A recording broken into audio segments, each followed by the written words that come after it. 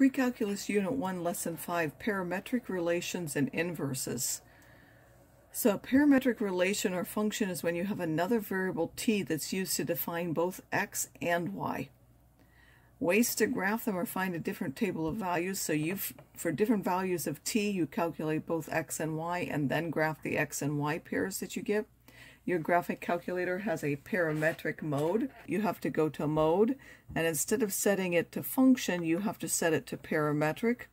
When you do that, and then you go to y equals, you'll now find that it has an x of t and a y of t, and when you push the variable function, instead of putting an x now, it will now put a t. So if I were to say x is the square root of t minus 1, I now push that xy button and I will get a t, as I said, instead. And then this one would be t squared minus 2. And then again, I would set my windows. I'll have a t values that I want, and then I'll have an x and a y. The x's are going up by this, and I can graph it. It will now graph that function.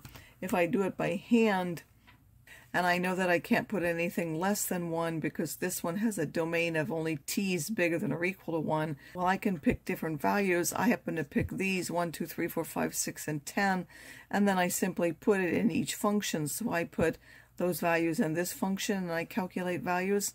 I put them in this function, I calculate the values.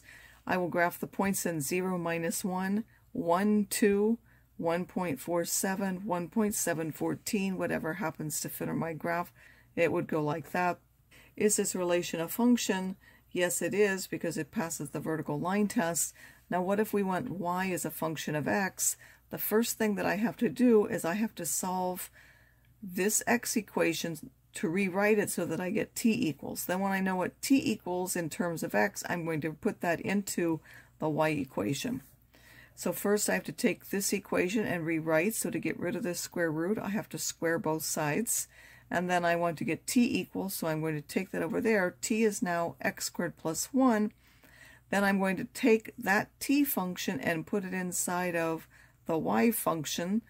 And that will now be a quartic equation, but it's only defined for x is bigger than or equal to 0. Normally that function has a domain of minus infinity to infinity, but because of this parametric definition, it's only for x is bigger than or equal to 0. I'll remind you about inverse relations or functions. So an inverse function, if you start off with an ordered pair AB, then BA is an ordered pair in the inverse relation. So to find the inverse, you switch the ordered pairs. The graphs are symmetric across the line y equals x, which goes through the origin and it has a slope of 1. That's our identity function that we have. The inverse relation may or may not be a function. We can decide without graphing from the original function. If the inverse is going to be a function, then the original function has to pass the horizontal line test, meaning that the horizontal line will not intersect more than one point. So a function f is 1 to 1, and it has to pass both the horizontal and the vertical. So by passing the vertical, that makes that particular relation a function, and then because it passes the horizontal, that will make its inverse a function. So determine if each graphed function is 1 to 1, then sketch the graph of the inverse. Well, the original function is this dark one. It passes the vertical line test, and it will pass the horizontal line test, so therefore it's 1 to 1. The inverse is found by switching the ordered pairs, so instead of graphing 0, 4, I graph 4, 0. Instead of graphing 2, 0, I graph 0, 2. Instead of graphing 4, minus 5, I graph minus 5, 4. Anyway, I switch all of them. For this particular function, it passes the vertical line test. That's how we know it's a function, but it fails the horizontal line test because it will intersect here in 2 points, and therefore it's not a one-to-one function. It will not have an inverse function. It will have an inverse relation. I could still graph that, but the inverse will not be a function. We can now graph an inverse easily by switching the ordered pairs. How do we find the equation of that inverse? So if it's 1 to 1 with a domain D and a range R, then the inverse function denoted by f with a minus 1 is the function with the domain of R and the range of D, so the domain and the range switch. So how are you going to find the inverse? Well, you're going to switch x and y and then solve the new function for y equals. That new function will be f inverse. Note that if we start off with a power of y is equal to g of x, then in order to get rid of that n, you have to take the square root of n, so y would be the nth root. By the way, the reason I don't have the absolute value here is because our assumption is that f is 1 to 1, and therefore I'm assuming that we're only looking at odd roots. But if n is even, you'll actually get the absolute value of y is equal to that, and then you would have to pick which one because there would actually be two. So the only way it would have a real inverse is if this n was an odd power, and if this was an even power, there would actually be two of them, and you could pick the positive one to be the function because there are really two implicitly defined functions there. So now the range of f is the domain of f inverse, and the domain of f is the range of f inverse. If you're given two functions, you can actually prove that they're inverses of each other. Is if you take the composition f of g, you have to be able to show it's x, and if you take g of f of x, you have to be able to show that it's x. Both of those are true, then you know that f and g are inverse functions. So now, as a point of that, it says some functions are not one-to-one, but they might have an inverse on a restricted domain. Again, that would be any of the even powers that I talked about. So explain why this is not one-to-one, and what do you have to do? Well, again, it's not one-to-one because it fails the horizontal line test. When we actually solve for the inverse relation, we're going to get two. We're going to get the positive square root and the negative square root, and we would have to pick just one of them. Again, typically people pick the positive half of that and talk about then the positive square root as its inverse. So anytime you have an even power, you would actually have two of them, and you would have to pick which one you wanted. So whenever you have the square root and a squaring function, you're going to have to restrict the quadratic to a certain domain so that the square root will be its inverse. So this particular square root function, we need 2x plus 1 bigger than or equal to 0 will mean that x has to start at minus a half and be bigger than that.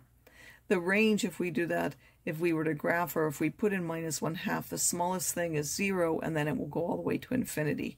To find the inverse, where y is, you put x, where x is, you put y, and then you rewrite to get y, so you square both sides. You take the one to the other side, you're going to divide by 2. This will be the inverse function, but this function is not one-to-one because it's an even power, so I'm going to have to restrict its domain. The domain of this one was minus 1/2 with this range, and we know they switch, so the domain of this one has to be from 0 to infinity, and the range has to be from minus 1/2 to infinity. For this function, its domain, we cannot have a minus 2 in the denominator, so it has this domain, and if you were to graph it, you will find that it has a horizontal asymptote of 1, so it has a range of minus infinity to 1, and then from 1 to infinity. If we switch x and y, of course, where we have y, we put x. Where we have x, we put y in both places. Then I have to rewrite. I distribute that. Everything with y will now have to go to one side. Everything without y to the other side. Then I'm going to factor out y of that. And I'm going to divide. And now what will the domain of this be? We're going to switch. The domain of this one becomes the range of this one. The range of this one becomes the domain of this one. How can we verify that two functions are inverses of each other?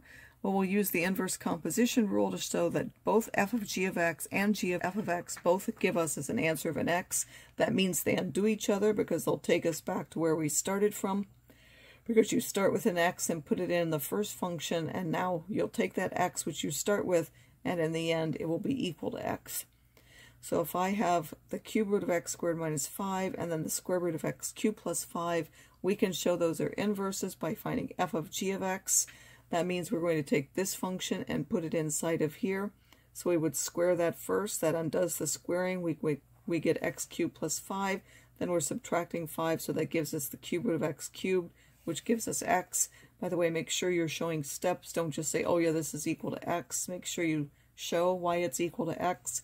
Then g of f of x, we're going to now take the function f and put it inside of here. So you're going to take this part and put it in here. The cube root is undone by the cubing, so you get x squared minus 5, and now plus 5, those will cancel. You'll get the square root of x squared. And now again, normally that would be the absolute value of x, but it equals x for only when x is bigger than or equal to 0. So that means that these two functions are inverses, but only on that restricted domain of x bigger than or equal to 0.